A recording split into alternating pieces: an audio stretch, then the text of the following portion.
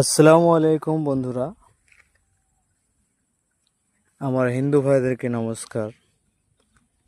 আজ আমি একটা ভালোবাসা সৃষ্টির তাবিজ দিতে চলেছি। সেই তাবিজটি হলো, যারা মুসলিম আছেন তেনারা অবশ্যই জানেন, আইন হরফ।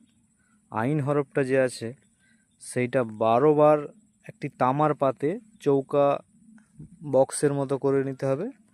তার মধ্যে 12 বার আইন হরফটিকে লিখতে হবে তামার পাতে, এবং তার নিচে যাকে যার জন্য করছেন, যার মনে ভালোবাসা সৃষ্টি করার জন্য করছেন, তার নাম, মেয়ে হলে মেয়ের নাম, তারপরে মেয়ের মায়ের নাম।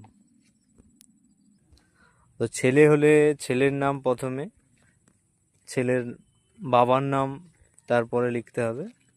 লিখে এটি আগুনের নিচে, মানে চুলো যে আছে না, উনান বা চুলো যেটাকে বলছে, যেখানে রান্না করা হয়, সেই চুলোর নিচেতে গেড়ে রাখতে হবে।